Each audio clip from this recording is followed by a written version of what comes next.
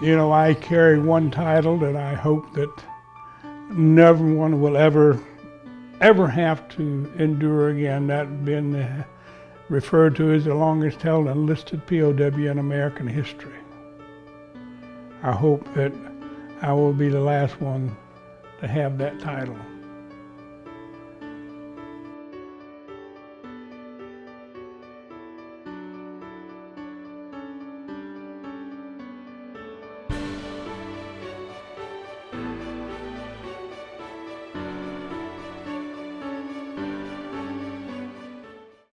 People look up at Bill with such honor, such distinction of what he went through, and it's almost like he doesn't allow it. He wants to pay it right back, and everybody respects and honors Bill so very, very much as to what he continues to give all across this nation as he goes out and talks not only to veterans but to school children and to different groups. Well, I'm Bill Robinson. I spent 23 years in the military, 12 years as a non-commissioned officer and 11 years as a commissioned officer, and I came into service in November of 1961 when Vietnam was non-existent at that time. You know, my adventure, you might say, in North Vietnam started on the 20th of September 1965 when I was sent out on a mission with my crew, and we tried to extract a pilot from North Vietnam, and unfortunately we were shot down and captured by the local militia, and you might say that began my adventure. That included 8 Thanksgivings, 8 Christmases, and 8 New Years in captivity.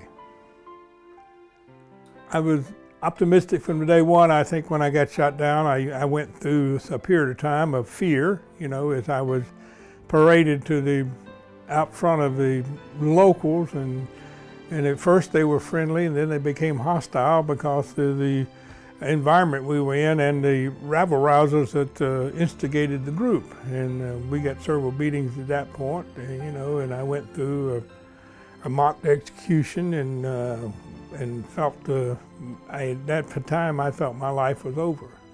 And once I went through that and walked out the other side, then I said, well, you know, I'm going to survive. And then I started looking for tomorrow. In fact, you know, to think about how we were cut off from the outside world, we found out that Neil Armstrong had walked on the moon on the back of a sugar pack that someone received in a care package. In December 1972, negotiations at the Paris Peace Conference were once more deadlocked. Hopes to bring the POWs home by Christmas faded. The situation demanded strong, positive action toward North Vietnam. Action came on December 18, 1972. Operation Codename Linebacker 2. Hundreds of aircraft flew 729 sorties against 34 North Vietnamese key complexes. We learned that basically they had agreed on everything except the POW issue. The Vietnamese said, well, you just go in the house, we'll send them later, you know, and President Nixon said, no, they're coming home with us, so we're not leaving. And when they got up and walked away from the peace table, President Nixon unleashed what was referred to as Linebacker 2, in which an 11-day period, taking 1 day off for Christmas, we dropped more bombs than have been dropped in the history of mankind. Not to advance a war, but to secure the freedoms of some 500 plus Americans being held in prison camps in Cambodia, Laos, North and South Vietnam.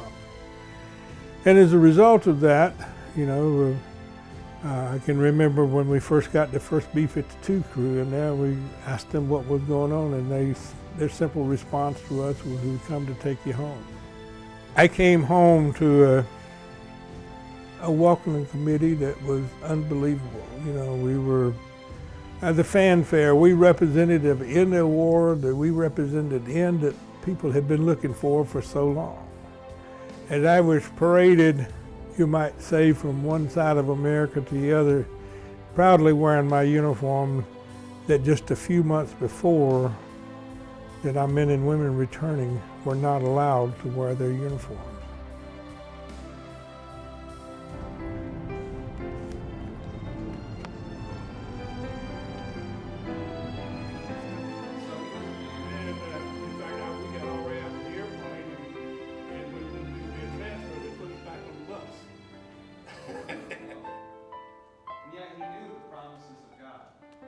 Here in East Tennessee, no veteran goes unnoticed. We have homeless veterans, we have veterans with no family, but they never depart this earth alone. They served their country with honor, so they are our family. I read it in the newspaper and in our email that he was being buried today and that we want to be here for him. Never met him in my life other than to know that he is my brother. And what have I tried to do for my veteran friends is most of all making sure they're not forgotten. Yeah, the important part about whenever you do anything of recognition, that we spend as much time honoring our dead as well as recognizing our living, but the most important the families of those who have sacrificed so much for so long. And you know, when we think about 58,000 from my particular area, we think about the 1,600 still unaccounted for. We dream of the simple thing called closure. These are American heroes. I think Bill has made a big impact on the veterans community, especially where Vietnam is concerned, by speaking out about the veterans, Vietnam veterans, and thanking them for their service. And he often tells them that he receives the welcome home that they never did. We named the chapter after Bill because he's our hero. Anybody who endured what he did, 7.5 years in a prison camp, just surviving that is one thing, but to survive that with the attitude that he has and to spend the rest of his life dedicated to helping veterans and educating them, I think the legacy he will leave behind is that no matter what you've gone through, you can still make a difference and you can still help others. Someone asked a friend of mine, says, could you describe freedom? And he simply said, doors with inside knobs. Well, I came home to a hero's welcome that belonged to many of the people here today that didn't get that. I'm always reminded and remind folks that these folks were brought home in the middle of the night, and they were in San Francisco were asked to remove their uniform as not to offend anyone.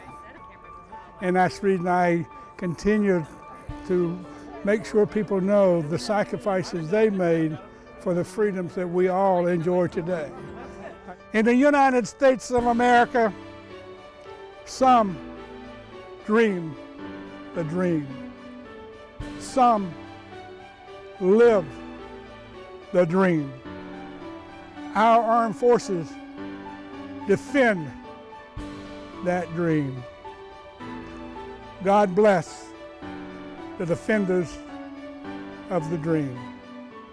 Thank you.